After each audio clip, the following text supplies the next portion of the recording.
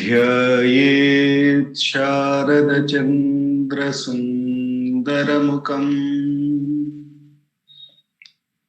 ताम्रारविन्देक्षणम् भक्ताभीष्टवराभयप्रदकरम् कौपीनमात्रोज्ज्वलम् स्वात्मानन्दरसानुभूतिविवशम् सर्वानवद्याङ्गकम् श्रीमन्तं श्रीरमणेश्वरं गुरुवरं योगासनाध्यासितम् ध्यायेत् श्रीरमणेश्वरम् ध्यायेत् श्रीरमणेश्वरम् ध्यायेत् श्रीरमणेश्वरम्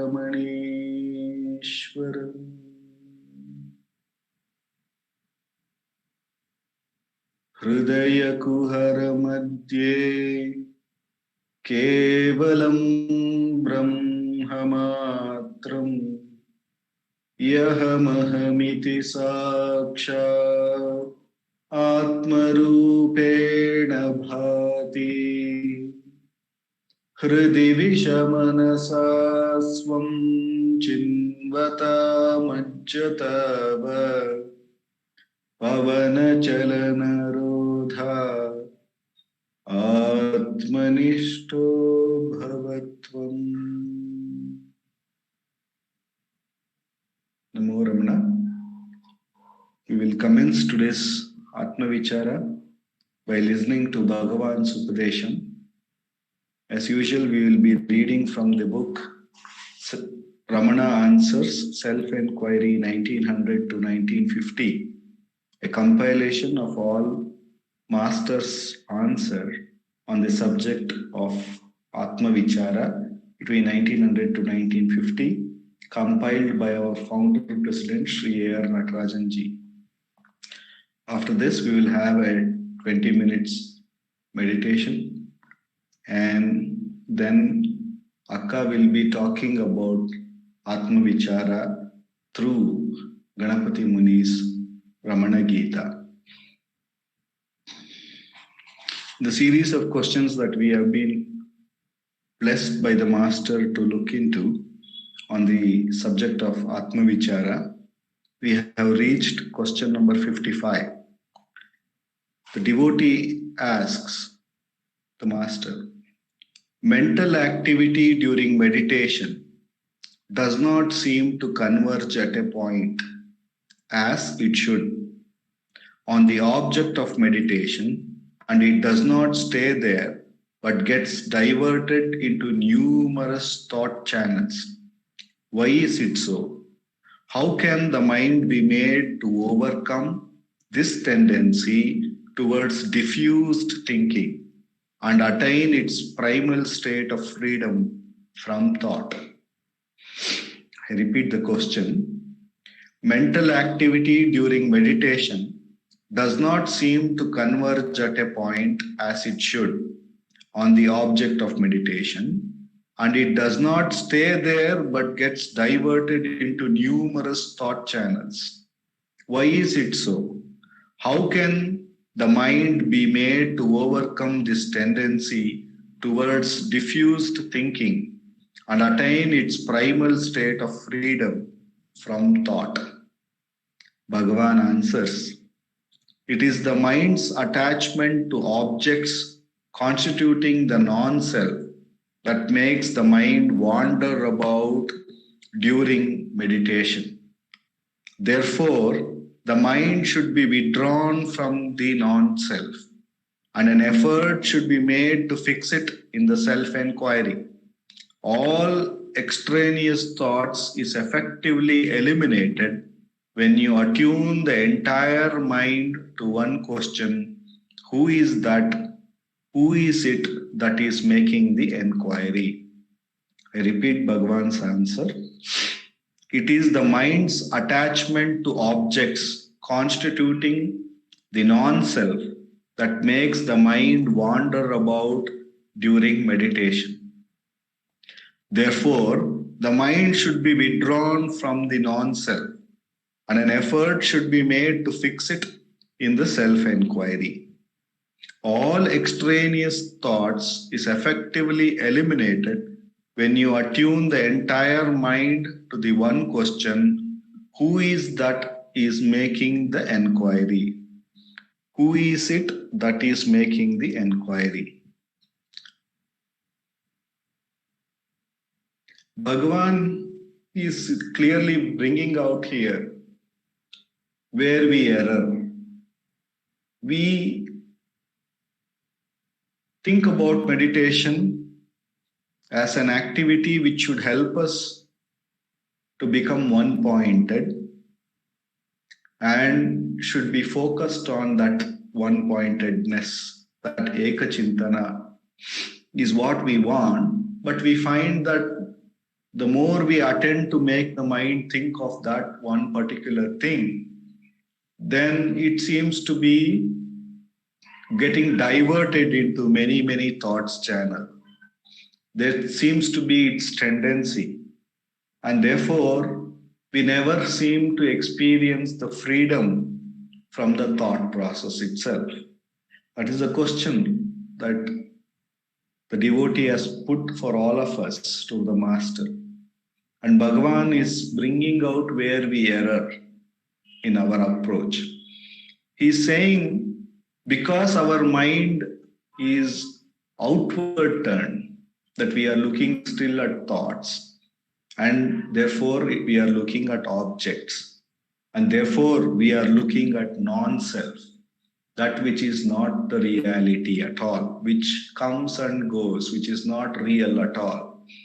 Therefore, we never seem to find, because that is the process of the object, that is the process of the mind, that is the process, that is the way the thoughts are. They are non-self, they are not real, they keep coming and they keep going, and we are trying to put our attention on that object and in our meditation.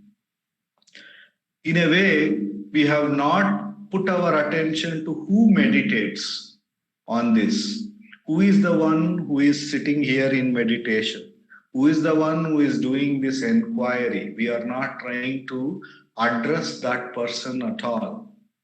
We are very strongly believing that this person that who is meditating is the one who has to experience this thought-free state. This person should become free of thoughts. This person should experience freedom. Whereas Bhagavan is asking us to see who is that person? What is the reality of that person? Is he real? That is the main enquiry. That is the Atma Vichara Bhagavan wants us to do. This makes me remember an analogy like the elephant. When it is a baby, it is tied to a pinhole or a pole, which the elephant as a baby may not be able to unplug and move away with its effort. But the same elephant, when it grows up, becomes a big one, is still tied to the same pole, but because the elephant has been believing in that, in its limitation, that it cannot unplug that pole, even though it has grown up and can uproot a big, well-grown tree, because of that limitation, it continues to believe that it has been tied and it cannot move away. Similarly, we are bound to this I. We think that it is this I who has to gain the Atma Vichar, who has to become realized.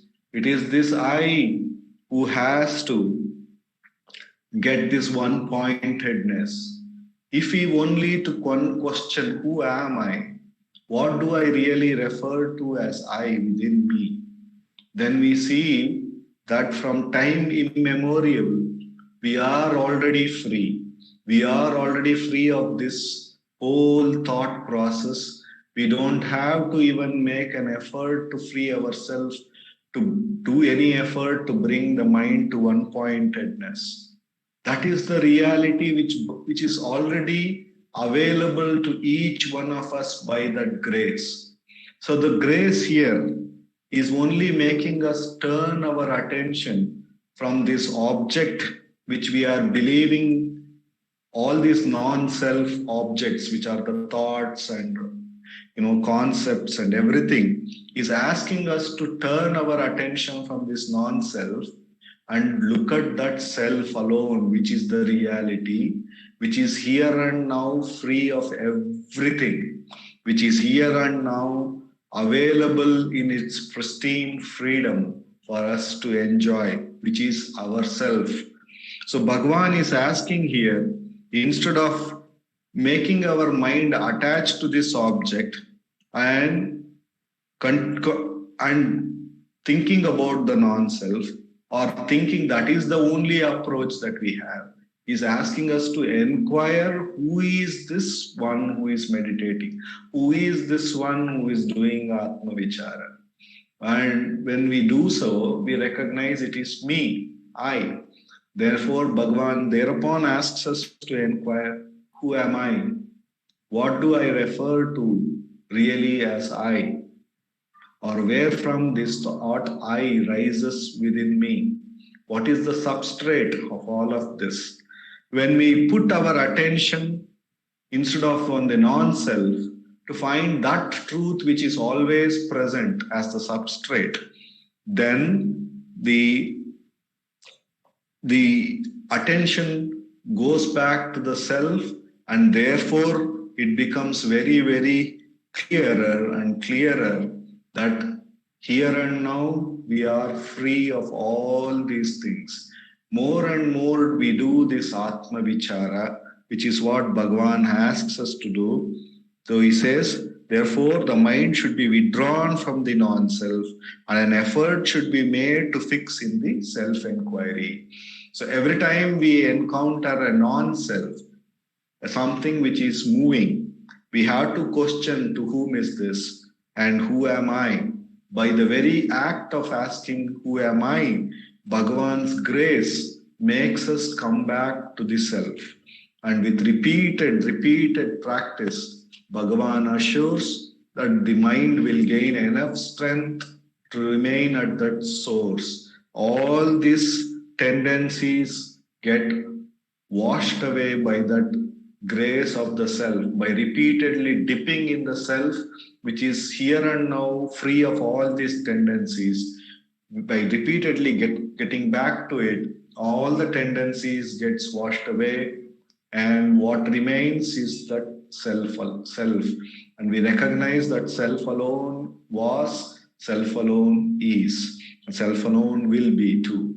So when we recognize that, the less and less we indulge, get diverted in the non-self, and then the self alone shines here and now.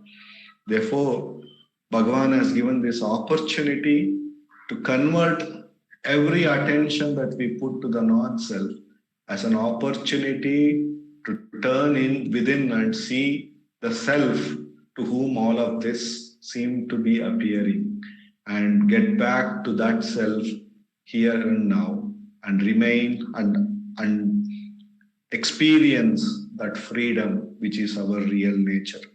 With the immense grace of Bhagavan, for the next 20 minutes, let us all do Atma Vichara. In Atma Vichara, no matter how many thoughts come, whatever is the nature of the thought, whether it is good, bad, or ugly, we only inquire to whom is this thought. And then we recognize that it is for me. Thereupon we inquire, who am I? By inquiring, who am I? To whom do I refer to as I, or where from this thought I rises within me? By the very question of who am I coming to us, the Master's grace takes us to the self. And with repeated practice, we gain the Master assures that we gain the strength to remain at our source. The grace of Master, the next 20 minutes, let us do Atma Vichara.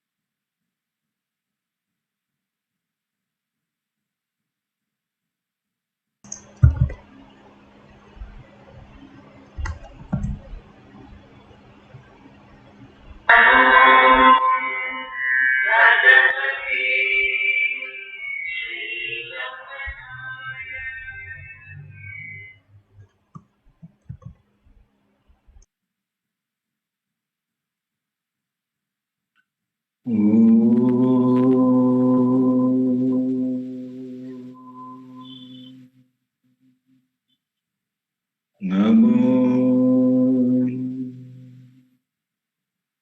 Bhagavate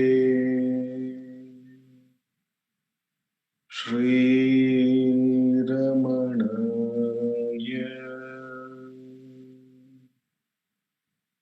Moranna, over to Sharda Akka.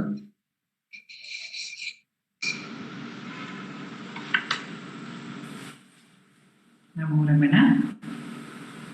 Prostration to Ramana. Shining is the self in all beings.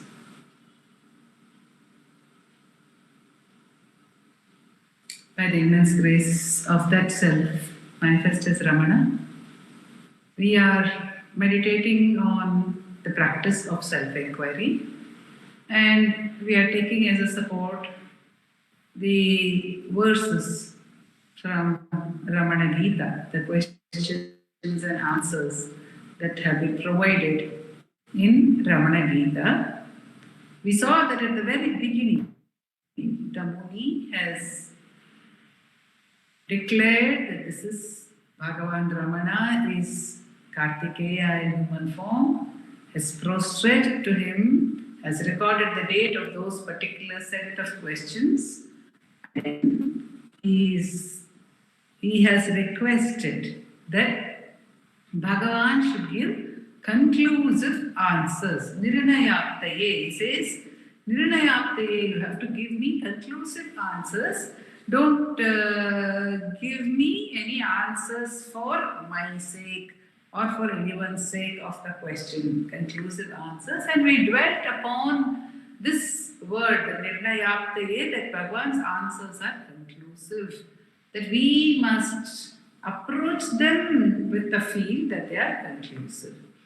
Also, Muni is giving this because there are answers given in the scriptures earlier, perhaps, to some of these questions. And the questions come up again in our life. Repeatedly, we have the same doubts sometimes. And what Muni is suggesting here is that Bhagavan should have the full freedom to change his own answers, because in a way the scriptures are all what Bhagavan has said. The Vedas are Bhagavan's words, the Gita is Bhagavan's words. So everything that has come earlier is the word of or the Nirnaya of Bhagavan himself. But Muni is saying here, is indicating here that Bhagavan can in a way change his answers, change his conclusions. It is like somebody writes a will and they will say, this is my last will and testament, because there could be earlier wills and there will be changes. So Bhagavan may change his own answer according to the need of the times, is also perhaps an indication when the Muni says, Nirnayaptaye, you give me conclusive answers. And it also means, as we said, we dwelt upon the point that we can go to this text to get Bhagavan's conclusive answers on the subjects which have been dwelt upon over here. This being said, the Muni then goes on to ask the questions, because it means also that Bhagavan, whatever you say, I am going to take it as conclusive, as the final authority on these doubts, which means I won't have the same doubts again. Once Bhagavan has said something, the same question should not arise in my mind. I may have another doubt in another area, but this particular doubt should not arise in my mind again once I have heard an answer from Bhagavan. That is the indication to the seeker. Now, what are the questions which Muni is putting? Muni himself is the questioner in the first chapter. There are other questioners. In every chapter, there are different questioners. So, this chapter, the first chapter, Upasana Pradhanya Nirupanam. The title of the chapter is the importance of practice. And Muni puts 6 questions to Bhagavan. 6 questions. And he puts all the questions before he getting answers from Bhagavan. Why does he do that? Why does he not ask one question after another? That is the usual way. You would ask a question, get Bhagavan's answer, then ask another question. So there are different ways of questioning. This is what the Muni is pointing out also or indicating over here. There are some great people who follow this method of question answer. They would request the devotee to put all the questions at once. Why so? Because there may be just one answer to all the 6 questions. By putting all the 6 questions together, Muni is allowing Bhagavan to answer, just give one single answer which may include all the 6, or to answer each one independently, or to answer a few and not answer a few. All this, the Guru is at liberty to do when we have placed all our doubts before him. It is the Guru has the freedom to deal with the doubts as he pleases. So, the surrender is what Muni indicates over here by giving all the 6 questions, because it is not as if they are one series of related questions. Some are related, some are slightly different from each other also. But he has put them as a series of 6 questions. So let us look at what are the questions that he is starting with. The first question which the Muni asks of Bhagavan is Satya Satya Vivekena Muchyate Kevalena Kim. Satya Satya Viveka. Now, this is a traditional practice. The practice between, the discrimination between real and unreal. Viveka means discrimination. Satya, Satya, Viveka. Satya, Asatya, Viveka. Muchyate. Will it release? Will it free us? Kevalena kim. Kevalena. That is, Muni's doubt here is, will the discrimination between real and unreal by itself, will such discrimination lead to liberation? Is it enough if I keep discriminating? This is real, this is unreal, this is real, this is unreal. If one keeps on discriminating in this manner, will it in itself lead to liberation? Muchyate kevalena kim. Utaho, otherwise, bandhahanaya, for the destruction of bondage. Vidyate sadhanantaram, is there any other sadhana to be done for attaining the end of bondage? So, is there any other sadhana? Is it enough to have discrimination between real and unreal? Or is any other sadhana to be done? Because probably the starting point in our sadhana is the recognition of something being unreal. All this doesn't seem to be real. All this is dream-like. All this is a dream.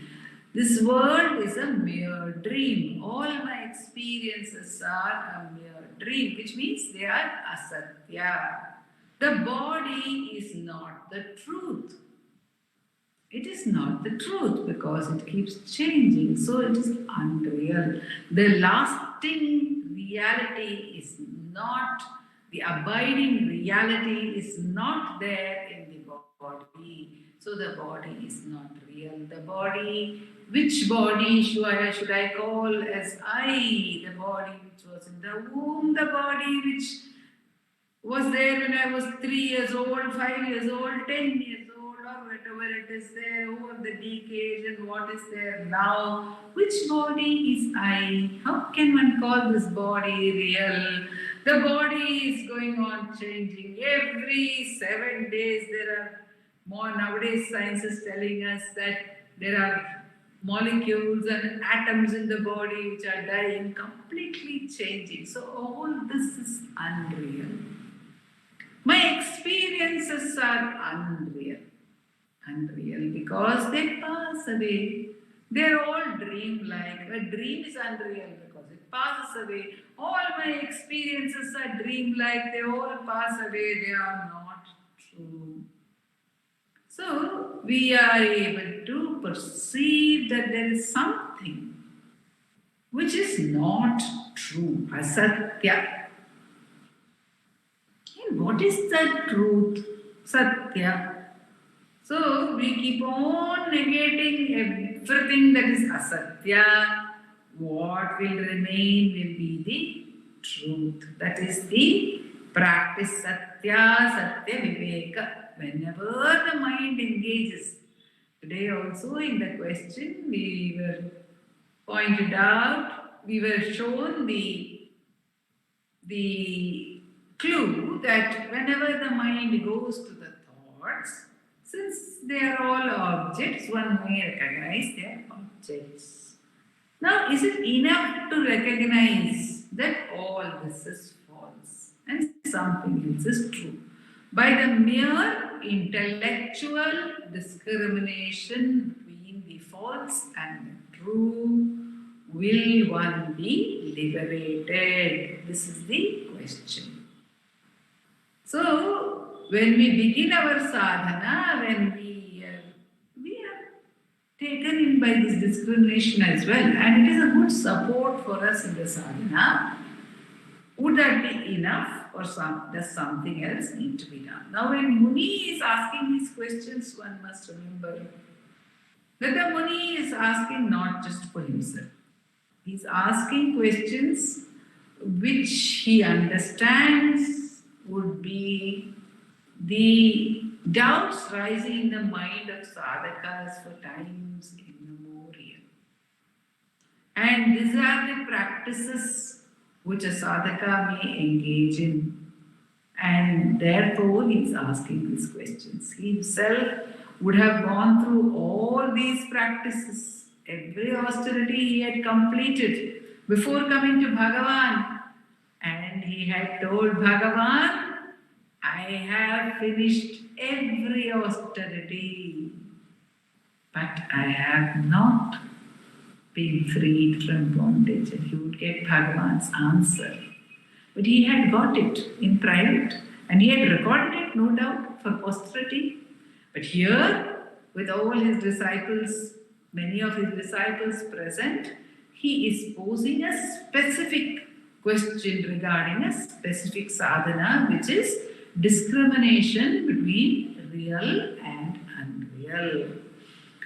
And he is asking Bhagavan, is there any other sadhana to be performed? Satya satya vivekena muchyate kevalena kim utaho bandhahanaya vidyate sadhanantaram anantaram. Another sadhana is it to be prescribed. Then the second question which the Muni puts is kevalena kimalam shastra charchaiva jignasunam vimuktaye. Kimalam Shastra Chachaiva Jigyasuna Vimuktaye Yatha Guru Padesham Kim Upasanam Apekshate. He says, if one studies the scriptures and one discusses the scriptures, will the jignasu get liberation?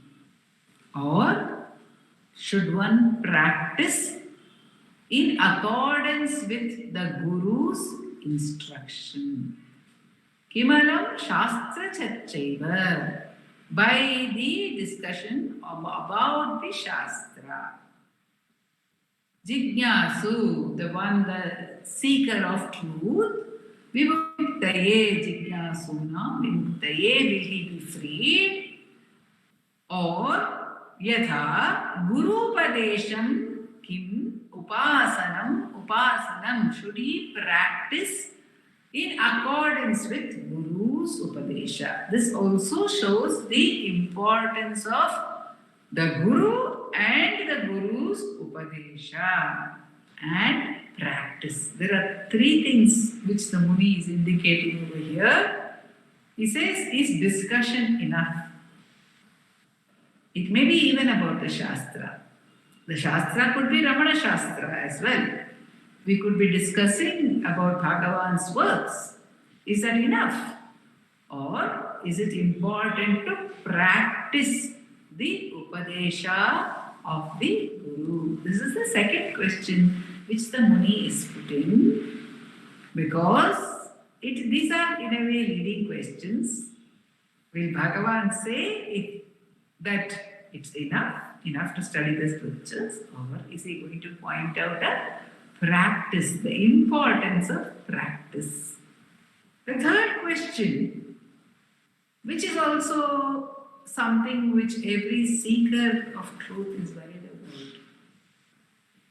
Because how will I know when I get there? Okay, will all this help me to get there?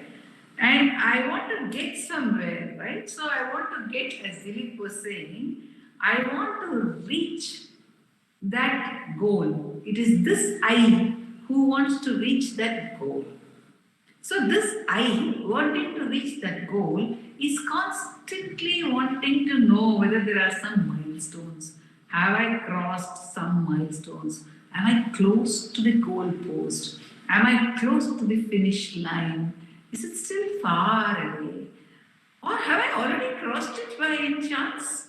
And I don't even know that I have crossed it? Am I already in a state of steady wisdom and I don't even know? How will I know? So, Muni asked, Sthita pragyam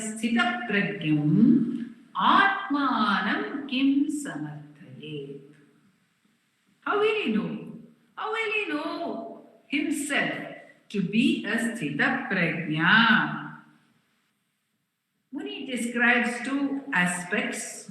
Sthita prajnam atmanam kim samarthayet. How will he know himself to be a Sthita prajna?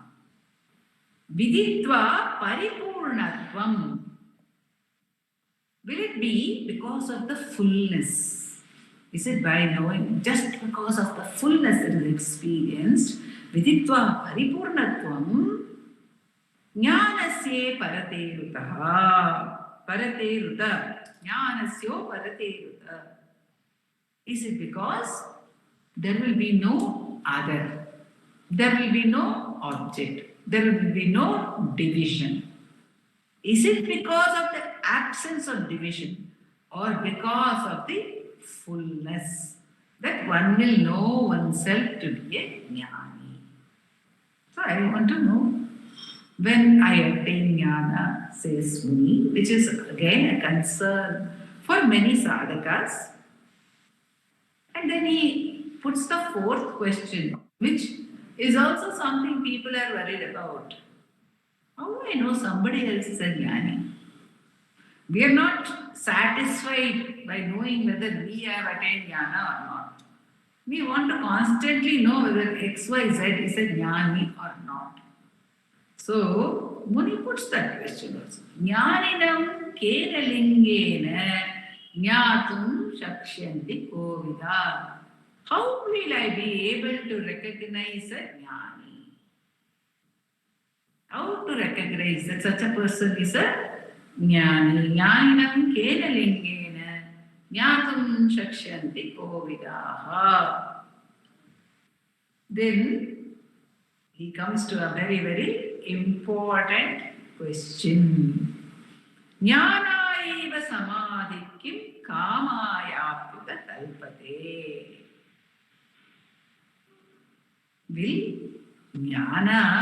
Will samadhi lead only to jnana, or will it fulfill desires also? Maybe appear to be a strange question that Muni is asking. Will jnana fulfill my desires also? And this question he dwells on little more in the next question as well. He says, Kamena yogam abhyasya. Supposing one has a desire and one starts off one's practice, meditation practice, one starts because one has a desire. Bhagavan says that self-inquiry can fulfill all desires. So I have a desire. Let me do self-inquiry to fulfill that desire. So with that intent, with a desire in mind, no matter what the desire is, that desire may be even subtle desires like nirbhayatvam. I want to be fearless. That is my desire. I do not want to have any fear. I want to become immortal. I want to be equi-minded. Whatever the desire, there may be a desire that prompts our sadhana. This is what the Muni is indicating over here. One part is that indication. So he says, if it is a very conscious desire that starts off our sadhana, kamena yogam abhyasya sthita prajno bhavedyati. But what happens is actually I started practicing for the fulfillment of a desire, but along the way I became liberated, I became a sthita prajna, established in the self, firmly established in the self. Sakamo mushya sapalyam adhigacchati va nava. If one becomes a sthita prajna along the way, before the fulfillment of the desire, of that said desire with which one started out, Muni is asking, will that particular desire be fulfilled thereafter or will it not? There are two questions with reference to the fulfillment of desire. One is, if one gets samadhi, if one gets jnana, will any latent desires prior to the jnana get fulfilled or not? The second question is, if there was a specific desire for which the sadhana itself was undertaken, will that get fulfilled or not? See, these questions I feel are very important, and Bhagavan's answers to them are even more important, because it clearly indicates that it is the fulfillment of desire that we are primarily seeking or longing for. And if jnana will not give me the fulfillment of these desires, is it worthwhile postponing the jnana itself until my desires are fulfilled? My mother used to sweetly say, Bhagavan says go towards jnana. He and I are having a tug of war. He wants to push my mind in. And I am saying, wait, Bhagavan, after all these things are done, after my desires are fulfilled, the desire of finishing certain jobs in the Ramananjali music, after that is done, you give me my jnana. I keep telling him that, and he keeps pushing my mind in. She used to sweetly say, this is there. And I used to laughingly refer her to this question and Bhagavan's answer, we will of course dwell upon Bhagavan's answer in the next session. But it is interesting for us, these questions themselves are questions which we can dwell upon and see how important are these questions to us. Are we here for the sake of fulfillment of any desire? Do we want those desires to be fulfilled? In the class yesterday, I think, or another satsang maybe, Nanda Kumarji was dwelling on the verse Nakarmana, Tyagena Eke, only by giving up all desires, only by Tyaga Amritatva Manashu. Tyagena Eke, that is the Vedic statement, that is the Upanishadic statement, that only by renunciation, only by giving up of all desires, only by giving up of all thoughts, only by giving up of all objects, can the truth be attained? But the Muni is asking a different question here.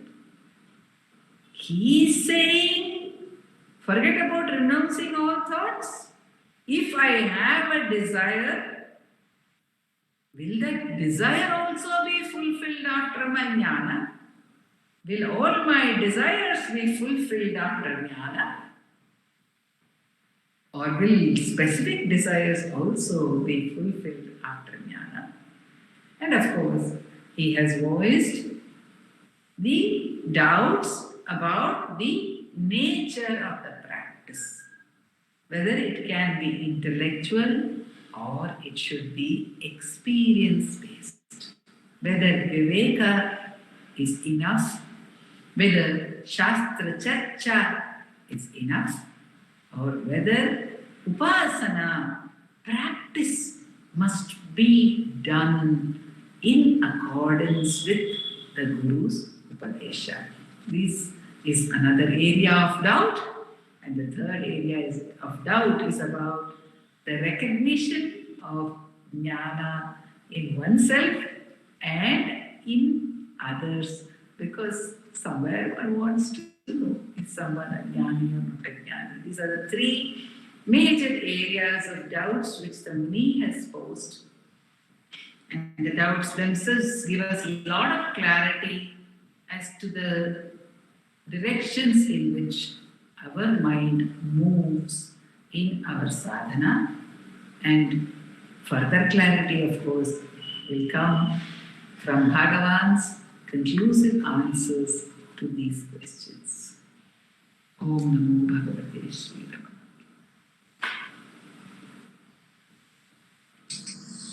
Believe? Yes, Akka.